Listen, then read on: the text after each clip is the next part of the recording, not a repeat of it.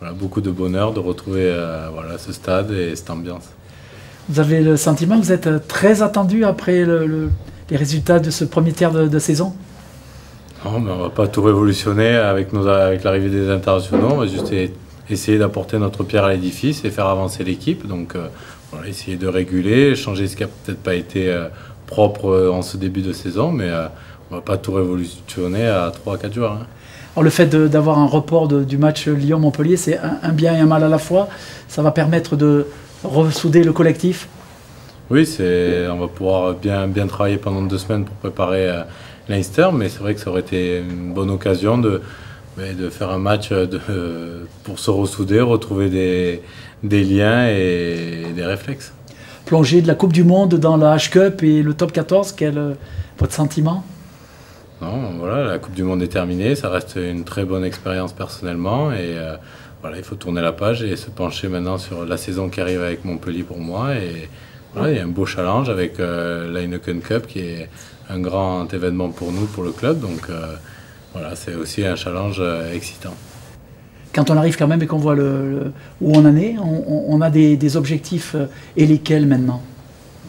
L'objectif, c'est de retrouver notre jeu, notre envie, notre état d'esprit qu'on avait l'année dernière notamment, qu'on soit une équipe homogène. Et voilà, après, seuls les matchs nous diront où on peut s'y situer, parce que j'ai l'impression que le top 14 a évolué depuis l'année dernière. Les matchs sont plus engagés, il y a moins de matchs faciles, donc voilà, on verra, on fera les calculs à la fin.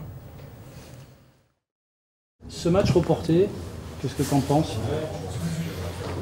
Voilà, c'est à la fois quelque chose de positif et de négatif pour nous. Ça nous empêche de reprendre le rythme des matchs, de reprendre des repères avant le grand rendez-vous qui nous attend le week-end prochain.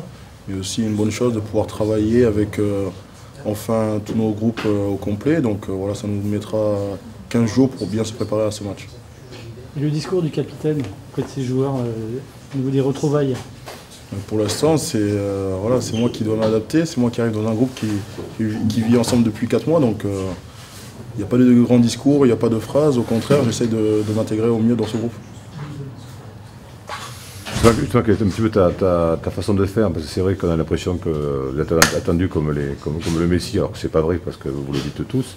Justement, quel est un petit peu, tu arrives sur la pointe des pieds, tu essayes un petit peu de savoir ce qui s'est passé. Déjà, découvrir ses nouveaux coéquipiers, c'est vrai que voilà, le groupe est enfin au complet. Pour ma part, j'arrive et je découvre beaucoup de nouveaux visages, donc apprendre à se connaître, apprendre à jouer ensemble, se créer une histoire commune, donc ça va mettre du temps. Donc déjà arriver à faire ça et après on pourra voir quels objectifs on pourra se fixer. Est-ce que vous parlez de la Coupe du Monde avec les Argentins qui étaient, avec les Mamouka, avec les Géorgiens? Est-ce que tu te souviens? Est-ce que vous n'êtes pas croisés là finalement? Très peu, on a croisé des fois les Argentins, mais après avec les Géorgiens on n'était pas sur les mêmes lieux, donc c'était difficile, mais c'est vrai qu'on se remémore quelques moments et on se demande comment ça s'est passé chacun de son côté. Et ça fait des bons souvenirs.